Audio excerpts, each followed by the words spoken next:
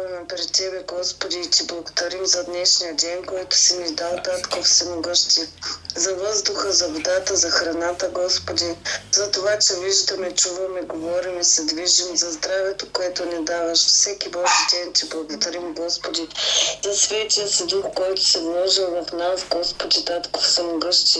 И най-вече Ти благодарим, Господи, че Ти даде Своят народен Син, Господи, да погине на кръста заради нашите грехове и да ни изкупи, Боже мой. Благодарим Ти за всичко, Татко Всемогъщи.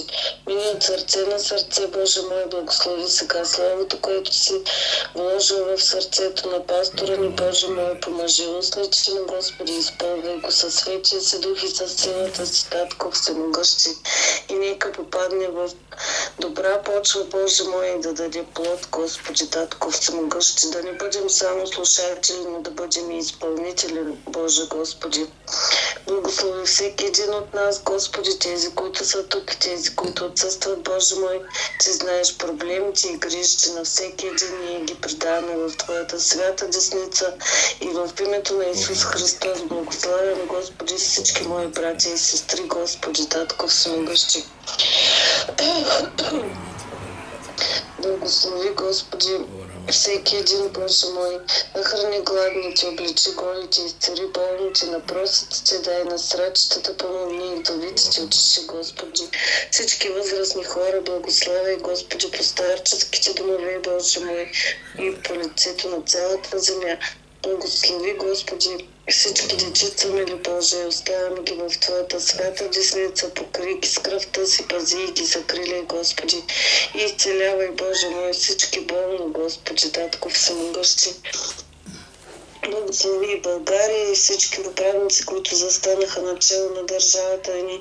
Дай им страх и трепет, Господи Исусе, да ръководят както трябва, Боже мой, държавата. Дай им разум, Господи Исусе. Благослови всеки един от нас. Оставяме се в Твоята свята десница. Благославяй семействата му, Боже мой, покрий ги със святата си кръв. Ние ги предаваме в Твоите ръце. Учи, Господи, да търсим първо Божието царство. Ти си обещал, че всичко друго ще ни го прибавиш, Татко Всемогъщи. За Тебе няма нищо невъзможно, Боже мой. Ти си цар на царете и лекар на лекарите, Господи. Ето сега, Господи, се молим за росето, Боже мой. Благослови, Господи, дай мир в сърцето, Татко Всемогъщи, каквото трябва да се случи. Да го приеме, Господи, и да мине всичко благополучно, Господи, Татко Всемогъщи. Ти знаеш проблемите и грижите, Господи, Ти знаеш сърцето и живота и, Боже мой. Предаваме в Твоята свята ръка, Господи, ако е Твоята воля, нека да живее, Господи Исусе. Молим Ти за милост, Господи, над нея, Господи, Ти има девичица, Боже мой. И брат ми да не остане самичък, Господи Исусе. Изцели я съвършено, Господи, мили Боже. Както ние, така и всички болни по лицето на цялата земя, Господи. На Тебе уповаваме, на Тебе се надяваме, няма при кого други го да отидем, Господи.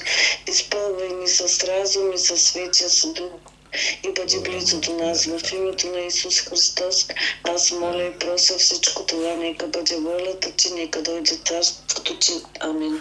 Амин, амин. Слава на Господа. Спрете микрофоните, ако обичате. Днеска темата, върху която ще разсъждаваме, върху няколко сила в Стария завет, но после ще имаме в Новия завет. И темата ми е: какъв е твоят копнеж? Глад и жажда за повече от този свят или глад и жажда за Бог и Словото Му? Ще вторче веднъж: какъв е твоят копнеж? Глад и жажда за повече от този свят или глад и жажда за Бог и Словото Му? Сега в Стария завет има и стих, в Амос 8, 11, 12, с 2 стиха, които ще прочета първо. Тук е много силно предупреждение в Стария завет. Казва така: ето идва дни, казва Господ Йehova, когато ще изпратя глад на земята, не глад за хляб, нито жажда за вода, а за слушане на думите Господни. Те ще скитат от море до море, да търсят Словото Господно и ще обикалят от север до изток, но няма да го намерят. Това е едно много силно предупреждение. Ще има глад и жажда за Божието Слово. Разбира се, вижте, Бог винаги търси хора, които да го търсят Него самия.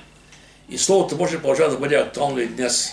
И Бог продължава наистина да показва милост чрез благовестието, да достига хората, така че Божията воля е все повече и повече хора да идват, да чуват, се покаяват. И Словото Божие казва, че Бог не забравя това, което е обещано заради вас, търпи за дълго време, да може повече хора да дадат на покаяние. Така че сега въпрос е, какъв е твой личен копнеж? Всеки човек може да си в себе си.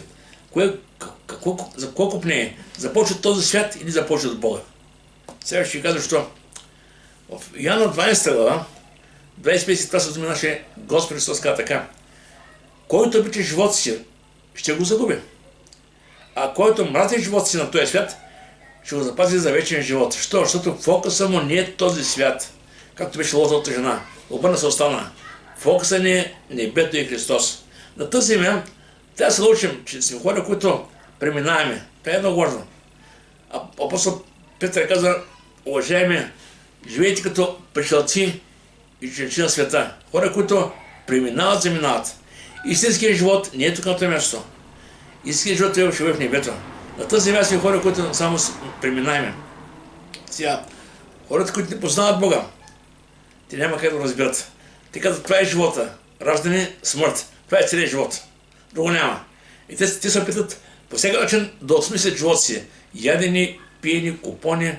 Какво да я кажа? Защото така, това е живота. Съм спомен не прави. Така съм чул от много хора. Обаче, когато човек познае Бога, разбира, че имаш много повече, отколкото е свет ни предлага. Тук е времето, в което човек ще избере къде иска да прикара вечността. Това е неговият избор.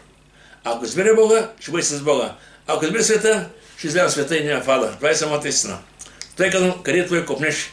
Вижте сега, в Матея 6 глава, когато се попяваше по една прената, тук говори ясно, конкретно, вижте как сега. Ледейте събира съкровища на земята, където молеци ръце ги изяждат и където красив подклад крадат. Но събери съкровища на небето, където ни молеци ръце ги изяжда и където крадци не подкопават, нито крадат.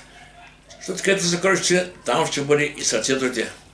Тук много ясно казва, къде е твое съкровище? На небето и на земята. Ако на земята се стремиш, наистина, се повече и повече искаш от тази земя. Ако на небето, ще се бъдеш повече до Господа. Вижте сега, в притчи, Епиклесиаст казва подобни си, наистина казва така: както ада няма сита, така и човечеството няма сита. Значи колкото човек да има, си иска повече да има. Този, който има 100, иска да има 200. Този, който има 1000, иска да има 2. Този, който има милион, иска да има 2. И така, виждаме милионери, милиардери, и всеки стават нагоре. Никой не спира, не се задоволява, защото човечеството е това. Иска се повече и повече. А Словото Божие ни казва, Петър: уважаеми, възлюбени, живейте като пришелци членци. Сега дума да задоволяваме с това, което имаме на тази земя. Няма за толкова много неща. Но, вижте сега, Матея 16:26, сам Господ Исус каза чудесни думи: какво ще ползва, ако спреш богатството на цялата земя, а загубиш живота си? Какво ще дадеш за земя на душата си? Помните този случай, който имаше една година много урожай? Какво казваш? Ще съборя в тази камбарина. Ще прави една камбарина, ще кажеш: душо, успокой се, яш, пи, си се, имаш бага за много година. И тогава Господ казва: глупецо, тая нощ ще иска душата. Това като спред, че ще бъде. Вижте, нищо много важно така там. Душо, успокой се. Хората мислят, че материалните блага могат да спокоят си мир. Не. Може да си милиардер, може да си най-богатия човек. Това не дава мир на човека. Аз съм работил с хора, които не знаеха парите на времето. Тези били тротове. И тези хора имаха парите, имаха хотели, защото нямаха усмивка, нямаха мир в себе си. Що? Света не може да тъй нещо, което няма. Мястото, което е тук е за Господа, нищо материално не може да изпокои се. И аз съм казал много пъти: човечето въобще не се нуждае от веселие, а се нуждае от спасение. Може да се радваш, и аз пи весели се, обаче от другия пак ще бъдеш същия нещастник.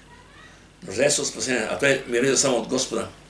И сега Филипени 7-8 стих, апостол Павел казва така за него отношение към този свят: но това, което беше за мен придобивка, като загуба очета за Христа. Той беше фарисей, уважаван, почитан. Беше каза всичко на страна. По-важно Христос и каза така: и още всичко считам като загуба, за превъзходно нещо съм познаването на Господа Христа, за когото изгубих всичко. И считам всичко за измет, само Христа да придобие. Значи, представете, ето, двете игълки. От една страна е света, всичко хубаво от да стана стои Христос и вечността. Кое избираш? Едното го предава този свят, да го предава Бог. И човека зависи, има хора, които казват, аз сега искам да живея. Искам сега да правя това. Добре, нямаш проблеми. Яш, пи, весели се и не светиш в ада, защото това е твоят избор. А другата алтернатива е да приемеш Христос, да обканеш в живота си и да живееш с вяра в Бога и с надежда за небето. Това е другата алтернатива. И сега, ние сме в този свят, но ние не сме от този свят. Какво значи това? Когато приемем Бога, ни ставиш Божии деца.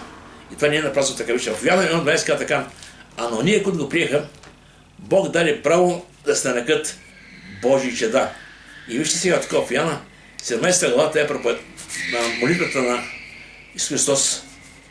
Всичко казва така, в тази глава много хубаво говори, казва така. В Йоанна 17 глава, 14 казва така, аз им предадах Твоето слово и света ги намразя, защото те не са от света, както и аз съм от света. Не се моля да ги вземеш от света, но да ги опазиш от лукавия.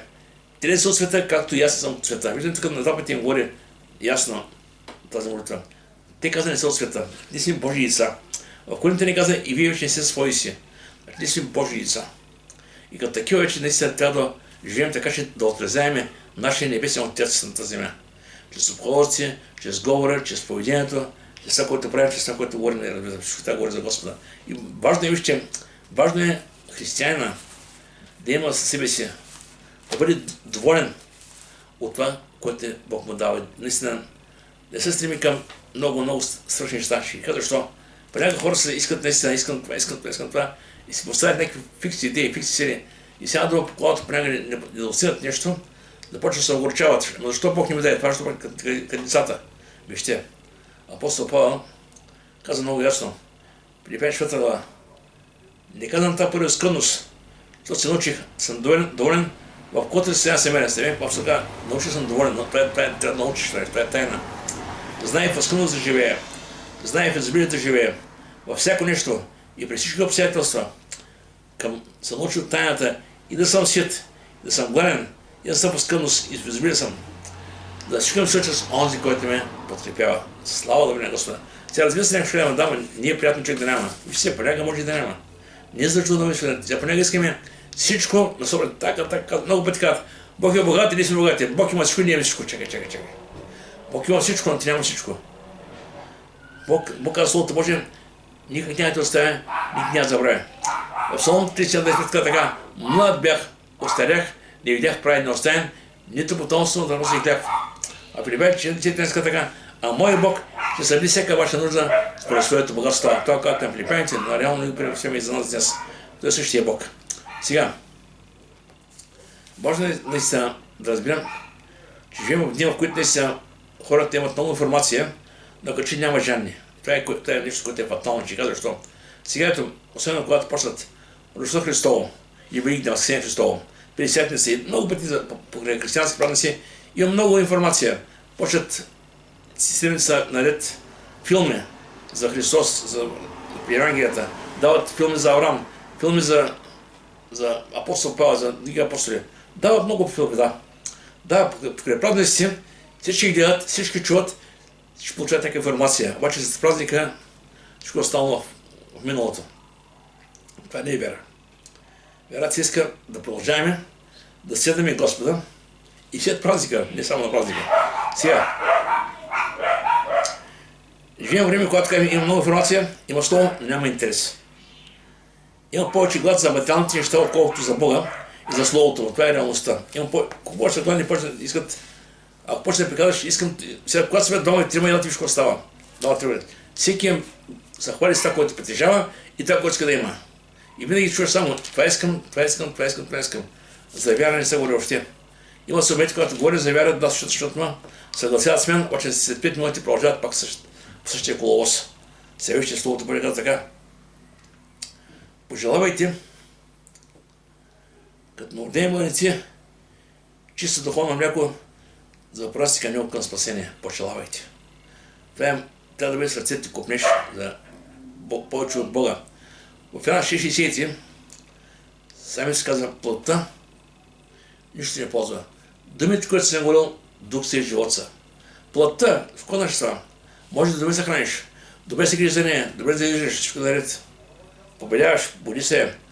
Ако нещо имаш бръчки да прави операция, да, това прави света. Обаче това не променя твоето вътрешно състояние. Помните, когато фарисеите покани Христос от дома си. И тогава, когато Исус не си умира с техните ритуали, те се чудиха. И той каза така: вие фарисеите чисти вътрешна част, а вътре е пълна грешна силия. И той каза: чистите вътрешно, всичко ще бъде чисто. Сега думам, как ти ще вънка не е толкова фатално? Фатално е какво става от тебе. Ако това няма Христос, ако няма новия живот, новорождението, спасението, ново създание, какво е да че си добър? Фарисеите бяха много добри. Фарисеите, обаче реално вътре нямаше никой. Така че много важно християна да има жажда за Бога, да иска повече и повече от Него. И когато не иска от Бога повече, Бог е временен да не вижте. Ще се Исаия 55 глава казва така. Това е покана към жанните. О, вие, които сте жанни, елате всички преводите. И вие, които нямате пари, елате купете и ящите. Да, елате, купете вино и мляко, без пари и без плата. Що харчите пари за това, което не е хляб, и труда си за това, което не насища. Послушайте ми с внимание, ще живеете благо, и душата ви ще се наслаждава с най-доброто. Приклонете ухото си, елате при мене, послушайте и душата ви ще живее. Слава да ви, виждате тук колко е ясно словото. Елате бие, които си жени. Ще ви дам без пари и без плата, и как душата ви ще живее. Това говори, че идем при Бога с покаяние, и Бог ни дава всичко необходимо за живота и лошо ще вярва в Него. Така че това е вече наистина много важно. Сега, нека да приемем малко словото към Новия Завет и по-скоро в това, което наистина искам така спомня внимание, че Божието Слово, като цяло, попада в няколко различни почви. Сега ще кажа защо. Исус каза, има 4 вида почви. Ще дам ти накратко, защо искам тези неща. Защото понякога говорим на хората за Бога и виждаме, няма акцент, няма отговор защо.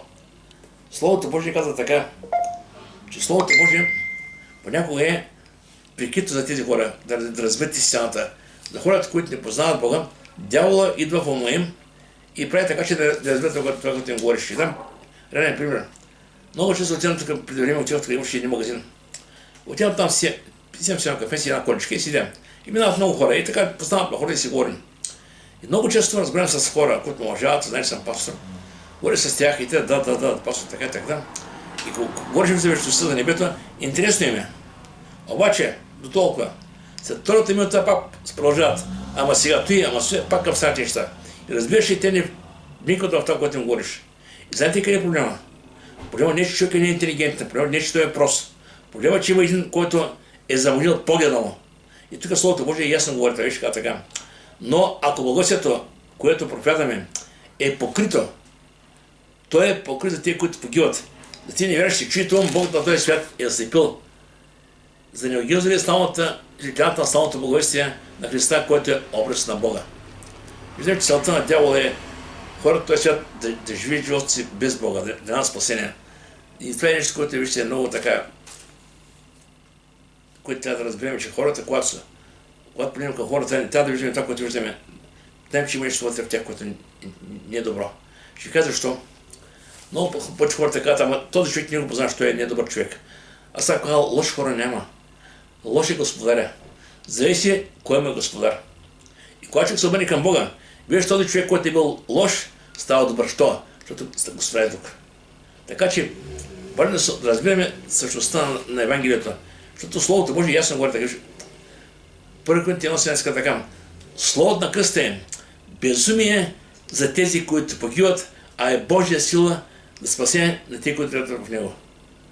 И сега, когато се проповядваше Словото Божие, при него идваха много хора. Някои идваха от интерес, други бяха болни, други говореха болни, други идваха да изсенят. Така всеки идваше по някаква причина при Бога. Сега обаче, какво правиш Христос? Вижте, самото слово, което говориш Христос, това ги впечатляваше, защото Словото Божие каза, говореше като един, който има сила, а не като техните книжници. Те правиха разлика. Те бяха религиозен народ, евреите. Знаеха закона, но Исус им говореше от това, което знаеха. И сега тук Исус им говори за 4 вида почви, което е актуално и днес. Ще кажа, защо Някой може да каже, ама не, това е може за било за такава. Не. И днес е така. Ще дам и пример за това, което ви казвам. Сега първо, четем Матея 13 глава от 1 до 9. Ще прочета тези стихове накратко и после ще разсъждаме.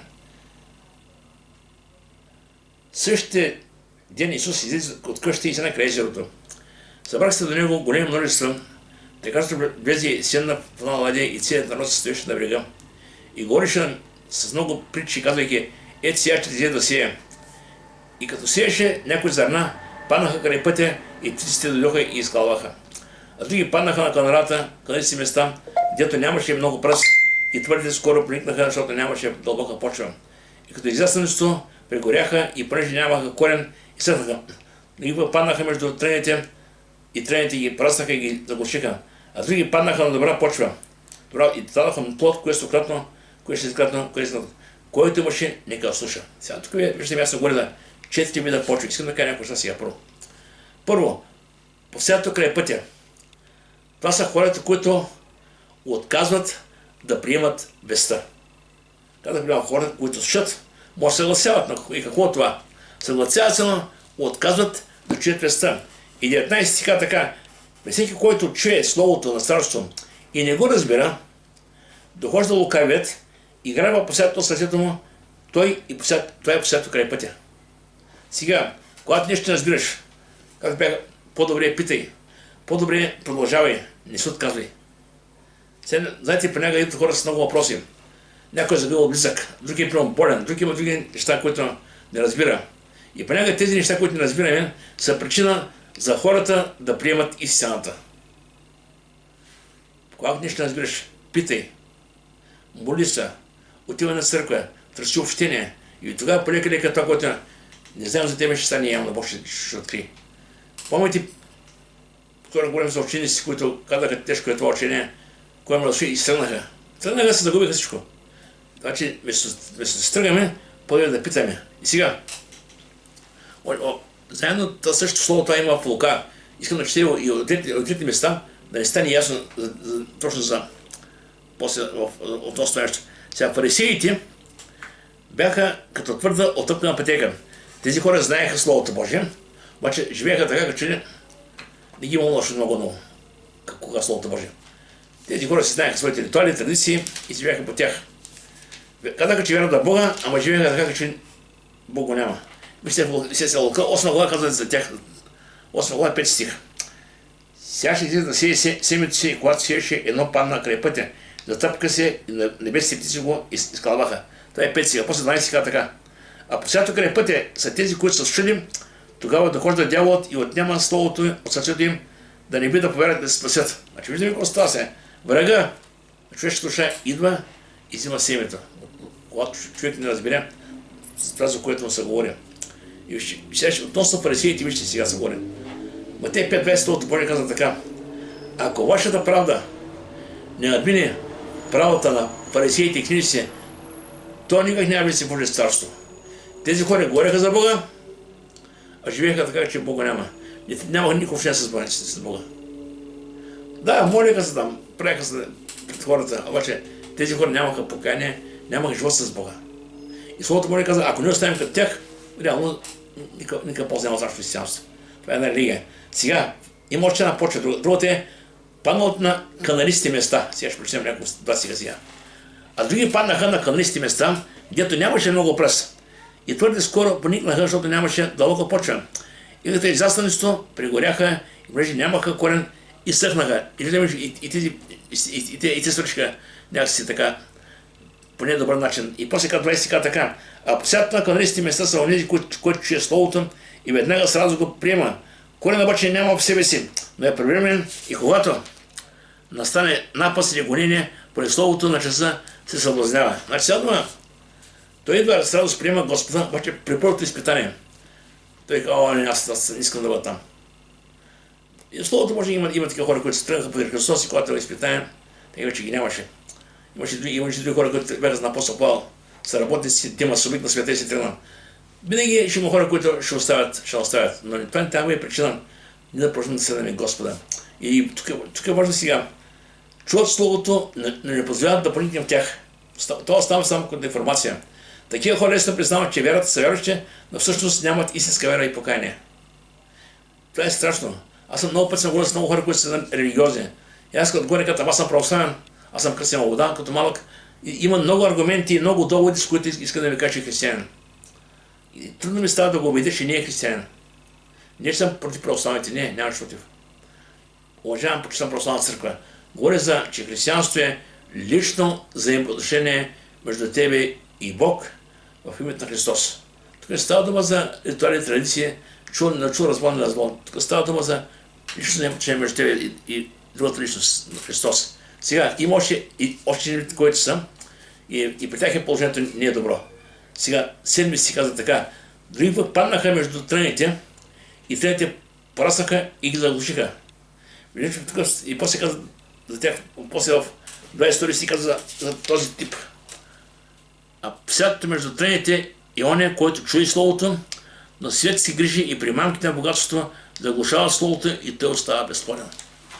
Виждате сега, чува Словото, разбира го, тръгва и примат грижите и други неща, този свят едва не замъгняват нещата и той остава безплоден. Ще там ли пример за себе си. При повече от 30 когато в Господа 10 години,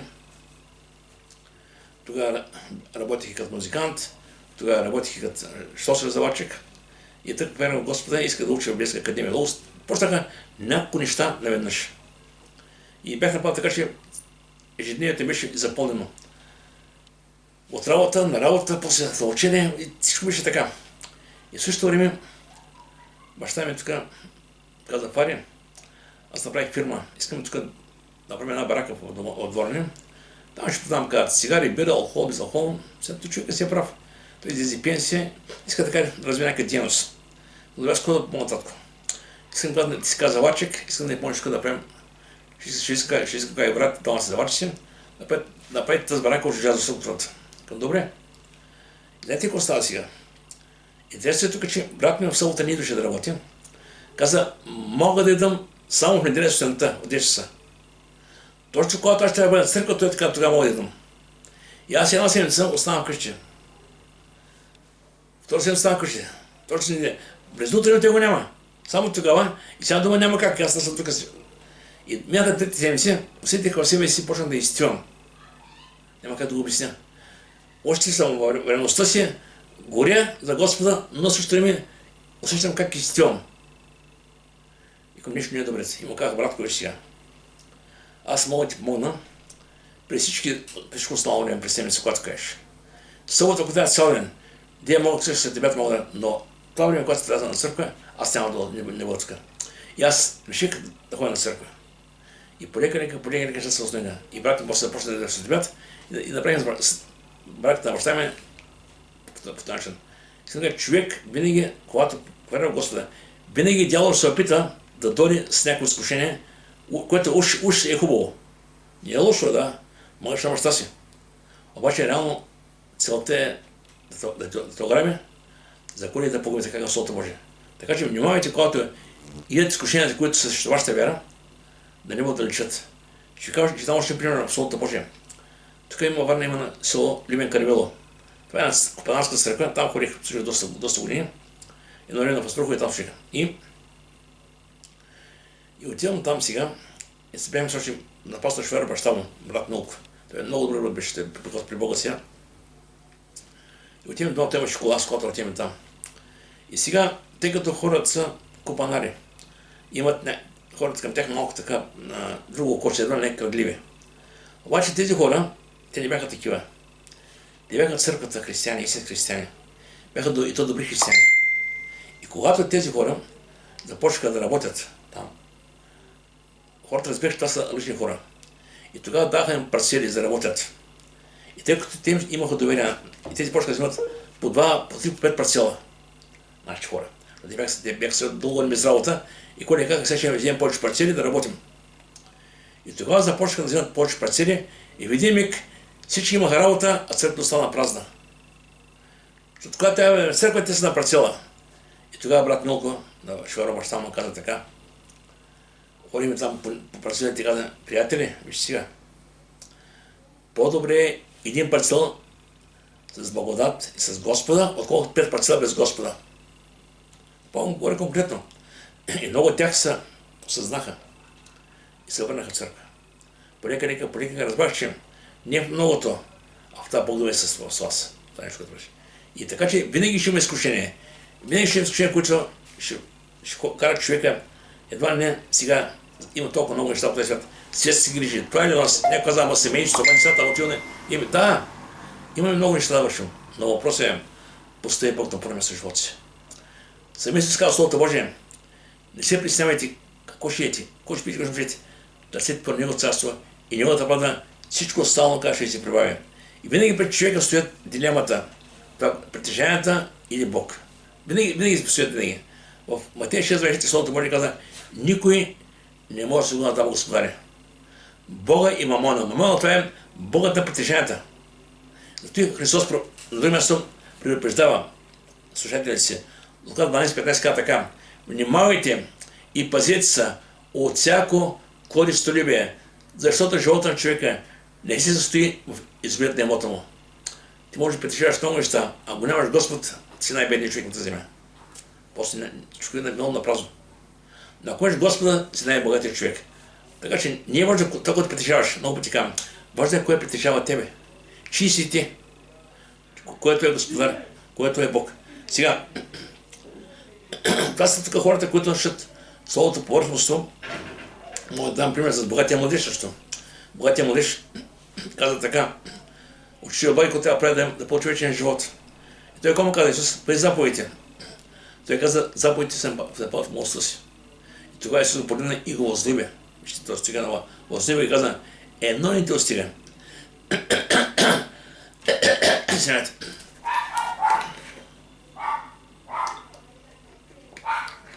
Или полезко ще имаш, раздаване бедните, и ще имаш съкровища на небето. Какво бето човек? Къде е става обиден Господа? Задме се, че има съкровища. Не, да се обърне и се тръгна.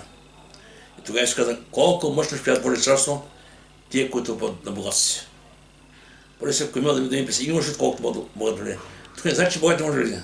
Става дума, че, казвам например така, тези, които уповават на богатството си. Става дума, тяхното упование е богатството им. Мисля, че той ще ги спаси. Спасението е Христос. Дали си беден, дали си богат, това не е значение. Значение е къде е Христос, къде се от твоя живот. Се вижте. Мога да кажа като една характеристика на тези тип хора, които тръгват с вяра в Господа, изглеждат са много добри, започват като добри християни, но не успяват да останат твърди в вярата. Идват нещата в този свят, които ги разконцентрират. Сега, има една черта почва, която е паднала на добрата земя.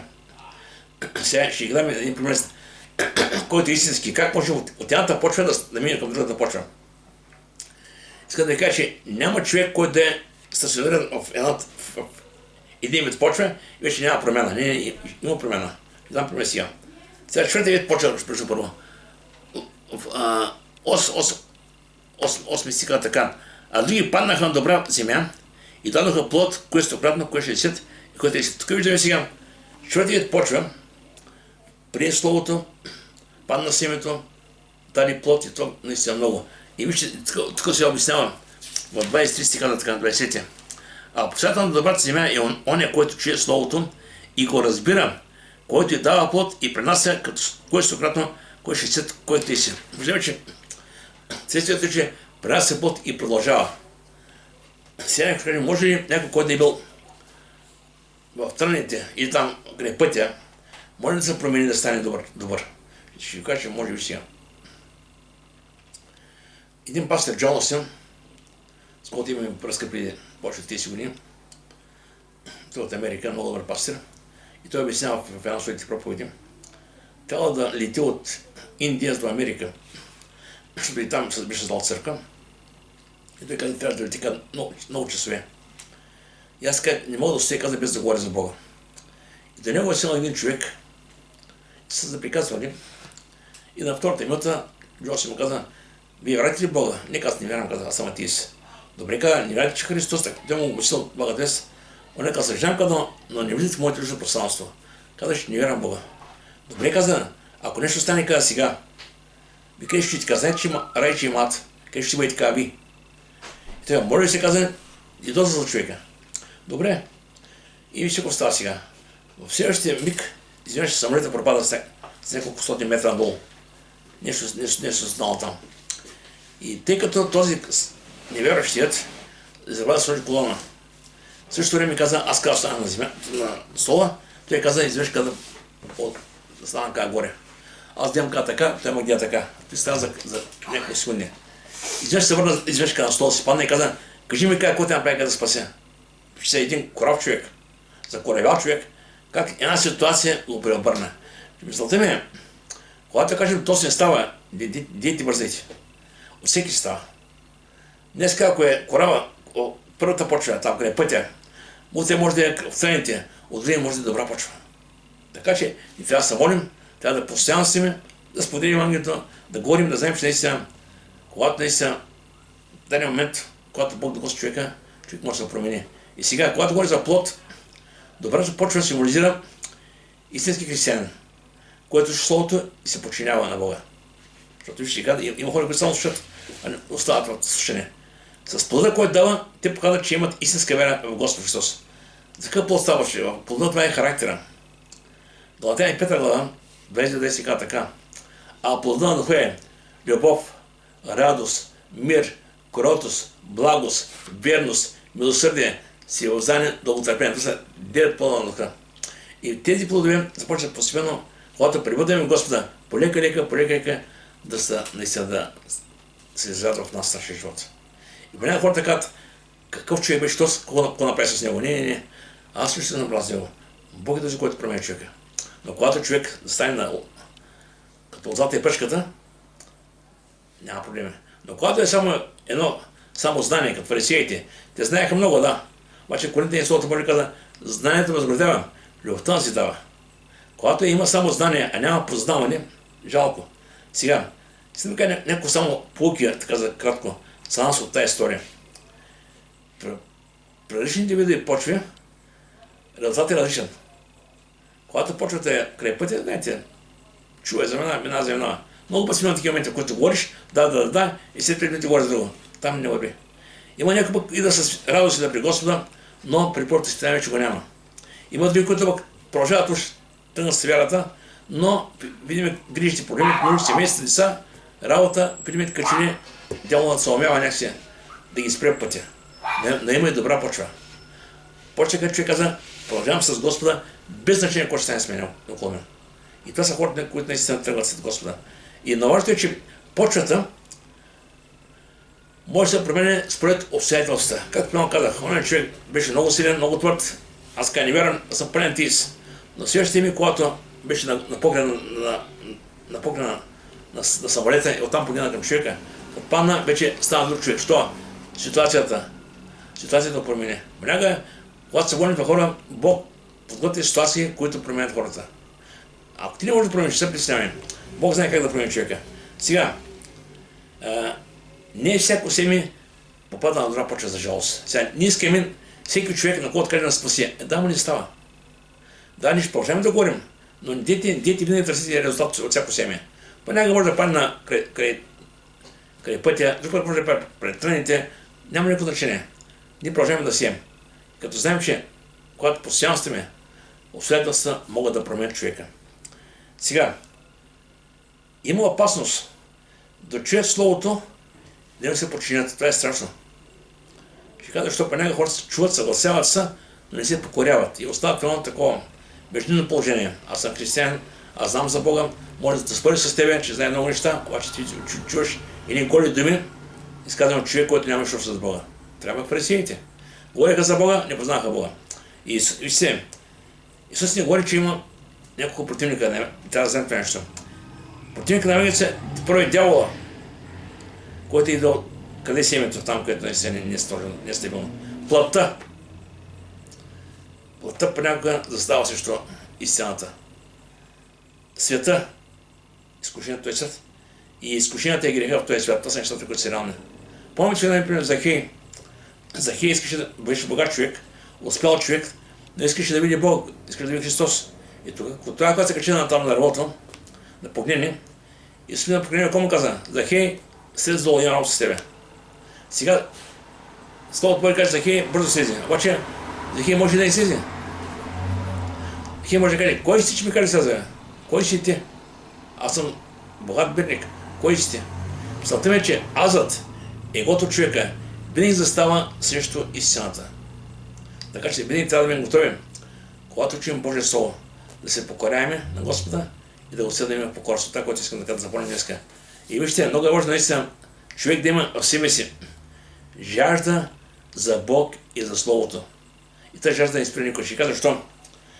Както човек се събужда се натъка, казва, сега искам да пия на кафе, искам да закуся, искам това, искам они. Събуждаш се и ден започва с искам това, искам това, искам това. Добре, обаче, какво искаш за духа си? Какво искаш за своя вътрешен човек? А той ти казва, искам Словото Божие, искам молитва, искам офтение, искам да пребудам с небесния татко. Това са нещата, които са важни за нас. И ако ние занемаряваме едното сметка на другото, понякога може да страдаме, да се отдалечим от Господа. Така че важно е, че и сега завърши още веднъж с стиха, който почнах в Амос, казва така. Амос 8:11. Само секунда, извинявайте. Амос казва така. Ето и дни, казва Господ, когато ще пратя глад на земята, не глад за хляб, нито жажда за вода, а слушане на думите Господне. Те ще се скитат от море до море и да търсят Словото Господне и ще обикаят от север до изток, но няма да го намерят. Ще дам сега един пример за това, което говоря. Преди време бях чул в Китай, когато имаше така много, имаше масово съжаление. Те нямаха много Библии тогава. Сега не знам как са. И тогава една Библия се прави така. Къси са листите. Отделно 10 листа дават на еди кой си. Другите са срещи. И те помежду се познават хората. И сега дума, когато почти дава на другия и така са разпространяване, сега Библия са осудили, може би, по човека. Няма ли за Библия всички. Всеки взима определени листове и знаел след кого е, кой след кого е. Вижте, това е глад и жажда за Словото Божие. Сега днес живеем време, когато има всичко. Има Библии, Нови завети, песнарки, информация, интернет. Какво ли нямаме, кажете ми? Обаче качи жаждата от информацията, която получаваме, качи почва да охладнява. Така че никой не оставайте тази жажда да отпада от вас. Нека Бог да благослови. Слава на Бога. Така, сега